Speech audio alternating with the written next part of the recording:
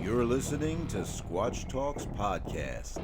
Real stories and real encounters told by real researchers. Sit back, relax, and enjoy the show. Thanks for tuning in to Squatch Talks Podcast. I'm Eric Spinner. And I'm Nathan Moyer.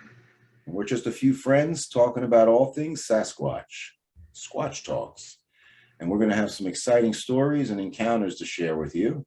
Going to have also our co-host Brian Spinner joining us in a little while. Going to talk a little bit about what got him into the topic. Back around 2006, I started doing some armchair research on the computer and came across the BFRO's website. That's bfro.net. And I was checking out the database and the sightings reports from New Jersey. New Jersey. You believe it, Nathan? I mean, exactly. They're everywhere. Blew me away. So, by day, I'm a nutritional consultant and business owner, and by later in the day, I research Bigfoot. And I'm not afraid to say it. You know what? By keeping it a secret, nobody would know where to come, right? So now that I've shared it and I've got it out there publicly, I actually have people coming into my store telling me about encounters that they've had with the shy, elusive Sasquatch, and it enables me to then to go out and do some follow-up investigation. So yeah, I've been doing this business for 30 years, and I'm just as passionate though about researching Bigfoot as I am about helping people with their good health. So in 2008 was when I first recorded wood knocks at a area that I was researching. And it was kind of an interesting day. I was just out there by myself with my walking staff, and I climbed up on this hillside overlooking the cranberry bogs. And I found a piece of dam, and I just went with my staff, boom, boom, boom, and held up my recorder, my digital recorder up in the air, and I got 5 response knocks. And I was excited, let me tell you. So, oh yeah, I bet. What do? I go right down the hill into this meadow, walking towards the sound of the knocks into the forest down this game trail, right? Thinking it was about a half mile away, judging by the sound of it. I later find out, talking to somebody who had more experience, that if the digital recorder I was using at the time picked it up, it was probably more like 300 to 500 yards away. So in my travels, I probably passed by whatever made the knocks, right? Yeah, well, how's that make you sleep? Yeah, well, at the time, I was pretty encouraged, actually. But I came on another game trail, went to the left, and I came out on a main trail, right, which kind of led deeper into the forest. And as I'm walking down the trail, I'm looking around, and up ahead, I see this, what looks to be an arm and like a shoulder and an arm, like an auburn colored individual peeking out from a tree, right?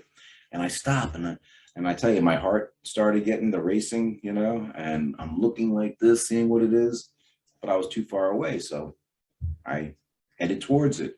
And when I got close enough, I was able to finally see that it was just a dead pine, tree branch, and the needles resembled a hairy arm. But oh yeah, the way it was hanging down there. Yeah. Exactly. It was just kind of, coming out from the side of the tree.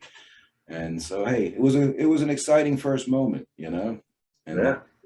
that's where it began, and I haven't stopped since. So we're going to get into more of my tales and Nathan's tale and Brian too, as we go along. And we've got a bunch of stories to share with you. So, and it's nice. It's nice to know that we always go after the evidence. You're not going to just say, "I saw one" because it peeked out from behind the tree. You went over and made sure what it was. Exactly. You have to debunk every piece of evidence. Occam's razor, what I go by, and I was taught that actually by Todd Prescott, who was a long-term, researcher from Ontario. And I met Todd on the first BFRO expedition I attended in 2008 in northwestern PA. And I'll tell you what, he had a lot of experience, and he had all that fun gear, the thermal imager and the night vision and the digital recorders. Right. I learned a lot on that expedition. It was well worth the trip, But like I said, as you just mentioned, we eliminate all variables and we do our research scientifically. Hey, right. I've taken up some time. Why don't you tell us a little bit what, did it for you, Nathan? What spurred your interest in the topic?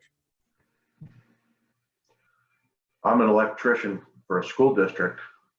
I've been there for 16 years. I've been an electrician all my life.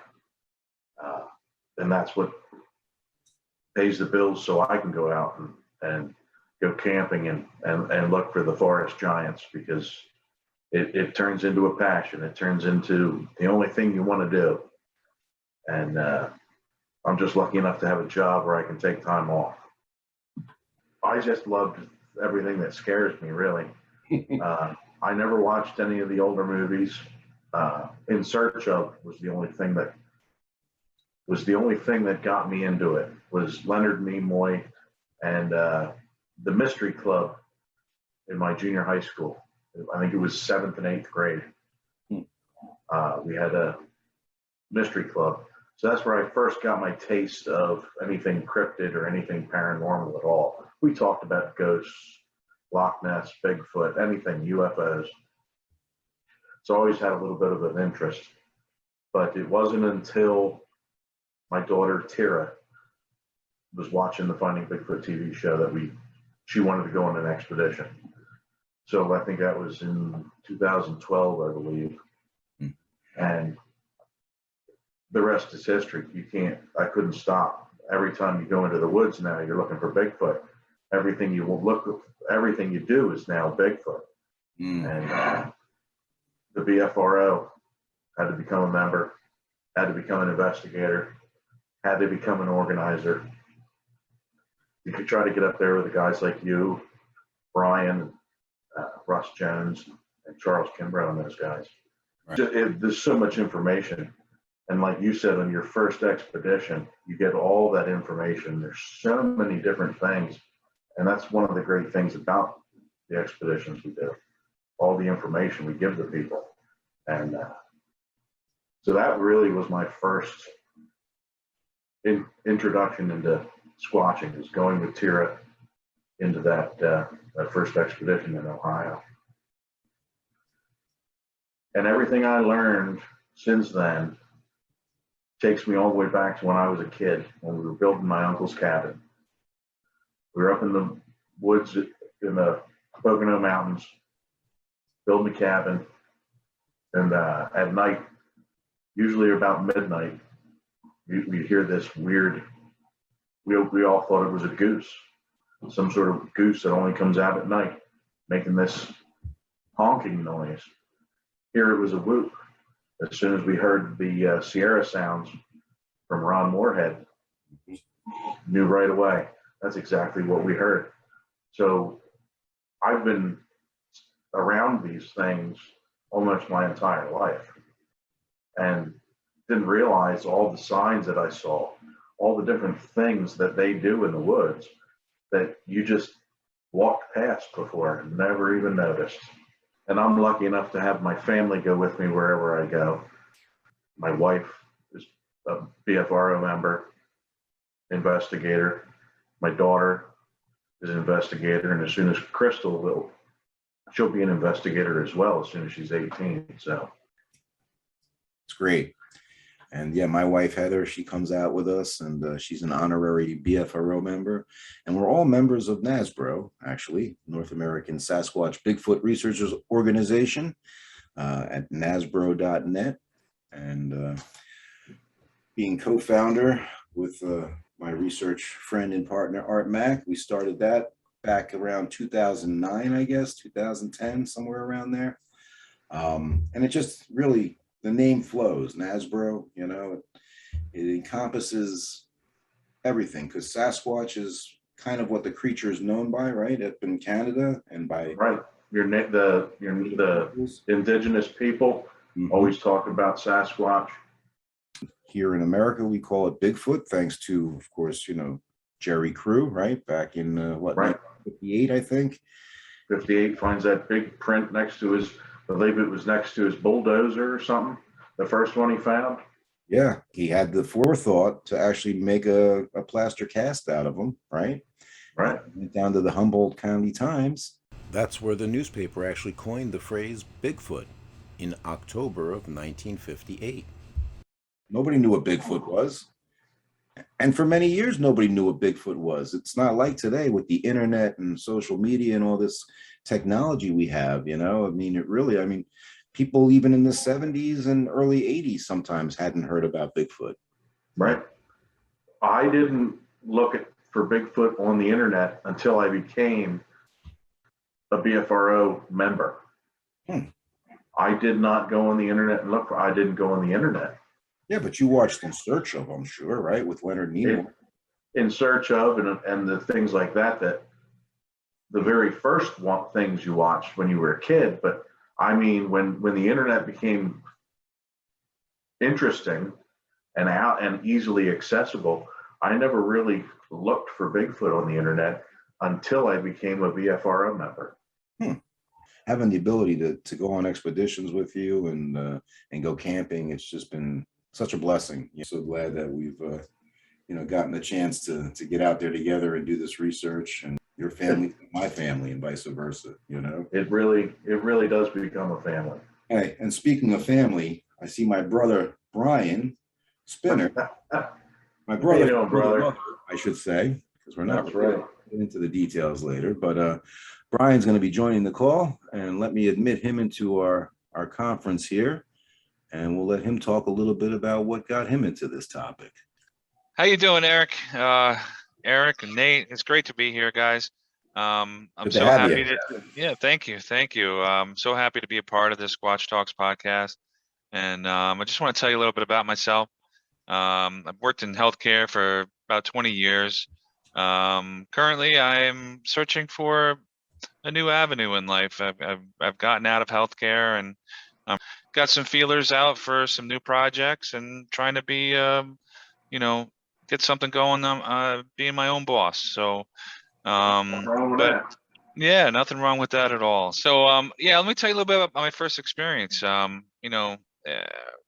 I was on an expedition, in BFRO expedition in 2009. Nicholas Mayone was the expedition leader, and we were up in Lake George, and another investigator, Mike Aragona, had brought a thermal camera, and we were out on night ops.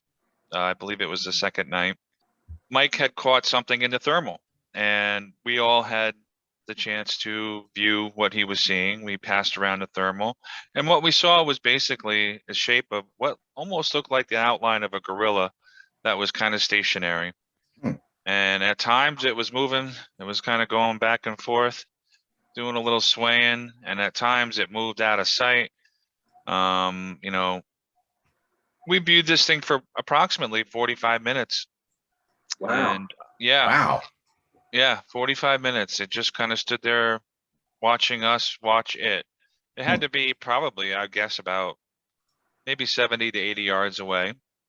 And again, it was night, and it was a monocular, and it was really, hard to make out any distinct features or anything like that. But it was definitely interesting. It kept us all on our toes, and me and some other people honestly thought that we were viewing a Sasquatch. I've gone camping in this area and have had things thrown at our tent. We've heard vocalizations. So this is really, something that an event that really kickstarted my career as an investigator. Again, I'm really happy to be here, and I'm going to share in future, podcasts, a lot of the things and that have happened to myself, and and including some stories from your dad, right? Yes. Yep.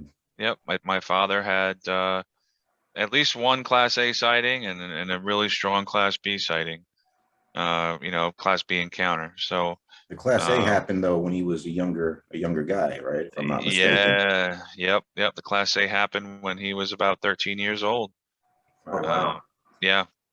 And it was something he never told anybody about. Even when I got into, to Squatchin, and became an investigator, it wasn't until years afterwards where he's like, I never told anybody this before. And I'm like, why didn't you tell me immediately? But yeah, and because he I guess he probably got ridiculed, a couple times saying something. and then he shut up about it for the rest of his life until then. Yeah. But he was walking through a swamp, and he was cutting through a swamp that was kind of a shortcut to town that he lived in. And he came up, and it was the winter time. He had clear visibility, and up ahead of him, he noticed this large, hair-covered, bipedal figure walking away from him. It didn't pay any attention to him, and he observed it for, probably 10 seconds and became immediately terrified.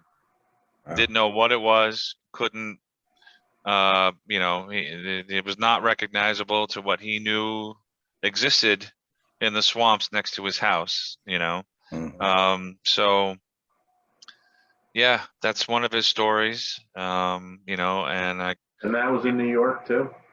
that was in New York. Yeah. Yep. That's here in Southern New York. Wow. Yeah. Getting back to, not to cut you off, but getting back to the expedition, you mentioned up in Lake George, right? Yes. You said that Big Mike was on there, and Yep. Big Mike is actually the guy who sponsored you into the BFRO, if I'm not mistaken. Yeah. Yeah. He sponsored me right away. We hit it off pretty well. Mm-hmm. And He's got quite the lungs on that guy too. He certainly does. He has got one of the better Bigfoot calls that I've heard ever, probably. Yeah, So I have to say he's definitely got a set of lungs on him. And the funny thing is, he also was the BFRO investigator who sponsored me back in 2009, because he was on the Northwestern PA expedition with us. We had a fun time with Big Mike, and some of the responses back and forth. They were down from the hillside from where Todd and I were set up, and he had some really interesting audio responses from that evening, which maybe we'll even play for you if it's age restricted. I have to edit that one a little bit, but yeah. And so you said that, I think you showed the video to Matt Moneymaker, right, founder of the BFRO. And after yes, the thermal video, he showed it to Matt, and I don't know, I'm not sure if Matt saw what we were seeing. There was a possum in the video that was kind of hunkered down inside of a tree, and we could kind of see it through the thermal. Okay. And it was beyond this possum. So if he took a quick look at it and was like, you're just seeing a critter here, you're seeing a possum, saying, I don't know what happened beyond that with the conversation between him and Mike after Mike had, presented it to him. So keep in mind, though, I have to interrupt there, because keep in mind, this was 2009. And at that point, finding Bigfoot wasn't on at that point. Okay. Right. So the public image of Bigfoot up to that time was always these tabloid type stories. And so Matt back then was a little more careful about what he was willing to release to the public, because he didn't want it to seem, unbelievable, so he was looking at it with a more discerning eye back then. Right. So he probably said, it's just a possum. But I'm sure that I could get in touch with Mike and see if he possibly still has it, because I would like to view it again with some of the newer technology that's available for editing and stuff like that. But yeah, and upon me having this, this recording, I analyzed it. I mean, I raked this recording over and over again. I zoomed in, I did everything I could, to try to find out exactly what we were seeing. But as well as Nathan and I, that back then the thermal imagers, they weren't the quality that they are, today. Right. So you're not going to get as clear of an image as we do now with some of the more advanced technology, like, you have the AGM version, right? Yes. Which definitely gives a much sharper image of a creature by night. Exactly. I have the AGM ASP micro 384. 384. Yeah.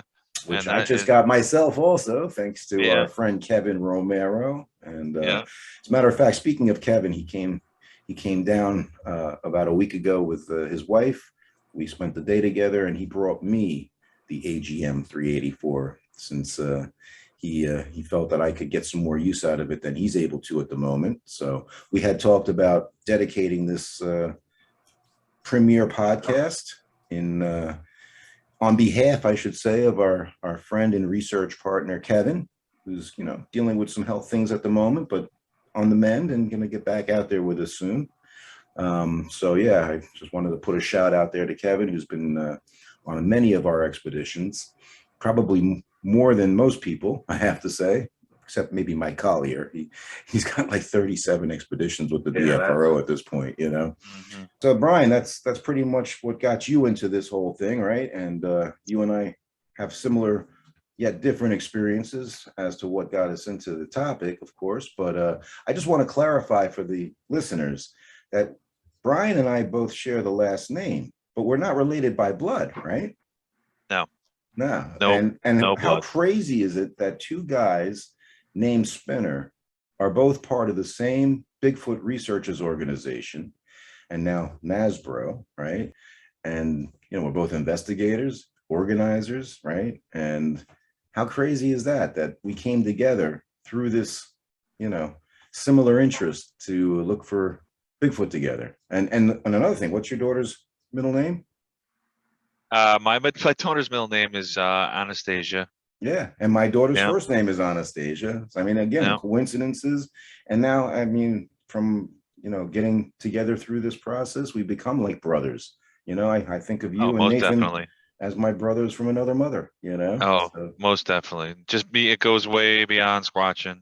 we have such a great time, getting together, and we talked about also how when we do our expeditions in the future, we're going to do them together as a team, Right. Oh, most as definitely. opposed to, well, we usually assist one another anyway, so it's usually pretty mutual. We always lend a helping hand to each other, making the most of the whole experience. I don't want you to be too alarmed, Brian, but I believe there's a cryptid crawling around behind you. Named Max. And that's funny that you mentioned that, Nathan, because I had a dog named Max also. Oh my God, you didn't. I swear. My Jack Russell terrorist, Max. No lie. This is getting weirder. There might be some paranormal stuff going on, actually. So, Paranormal parallels. That's right. Exactly. Which, Yeah. another thing we can get into, because we've had some weird experiences on our expeditions that could, border on the realm of paranormal activity, Yeah. And I mean, not just expeditions, but our own individual things that have happened to us out in the field, sure. as well. Yeah. Just like my last visit up to Pennsylvania to assist with Nathan's expedition, I had something occur up there, which we'll get into it another time. But it changed. It definitely has changed the way I'm thinking about things. From being a flesh and blood believer, okay, to things that make you say That's the thing about this is when you start chasing the evidence, you have no idea where you're going. And well, I'll chase any evidence until I find the end. Either you disprove it or you prove it. And some of the stuff we're finding is strange, to say the least. Yeah, some of the stuff really doesn't have any means to an end. Let's just say when it comes to research. Yeah, beyond what I know, the things have happened to me that I just can't comprehend and has left me bewildered, So. No doubt. And Nathan, I don't know if you have any additional questions for Brian. So. Yeah. When we were talking earlier about my experiences, I realized that it took me all the way back to my childhood. Can you think of anything? Do any of your experiences remind you of anything when you were a kid? No. No. Nothing has happened to me Nothing in at my all. childhood. No. Nope. It's definitely. Well, how about though? Wait a minute though. I remember you telling me a story though about when you were a kid and something about the shade in your room popping up. Oh, You yes. remember that? Yes. Having nightmares or something? Didn't you have some nightmares as a child? Yeah. Oh, yeah. Yeah. No, I've had my share of let's just say squatchy dreams as a child. They after watching A Creature from Black Lake and Mhm. Legend of Boggy Creek, there's a creepy, scary aspect, especially as a child. And nowadays kids are so very much prone to horror flicks and effects and all that stuff. Back in my day, I'm 48 years old, so back in the mid to late 70s, early 80s, I'm watching these movies and getting the crap scared out of me. So I definitely, my bed was arranged so that it was near a window, and I had a dream that my shade popped open, and there stood a Squatch snarling at me with the meanest, ugliest, terrifying face that I've ever seen, and it was something that always stuck with me in my memories and, as far as dreams go. Yeah. And the funny thing is that exact same thing happened to me after I watched Sasquatch, The Legend of Bigfoot, all right, with my dad in the theater and couldn't sleep for a while. I also had a bed that my head was at the window, okay, and the shade just flew up and it did that thing, right? And I Yep. remember I was laying there and I sat up and I went, look behind me. Dad! Dad! Like that, Yeah. and my Yeah. dad came running into the room to see what was going on. But let me tell you, as a kid, that definitely freaks you out, Yeah. and Yeah. Most I can definitely. relate, Yeah. Uh-huh. totally Yep. relate with what you're saying. Yeah, yeah. But that's where it all started for me, watching those Hmm. movies as a kid and those, the TV shows In Search of and all that, Sure. it definitely sparked my interest. I think back then we had book fairs, right? Hmm. Oh yeah. And every book fair I was always searching for, the mysterious and the paranormal and Bigfoot, anything that I could find along those lines. And I was so psyched. Yeah, when you weren't, of course, in the mystery club with Nathan, That's but right. The Oh, mystery yes. eating Scooby snacks and Yeah.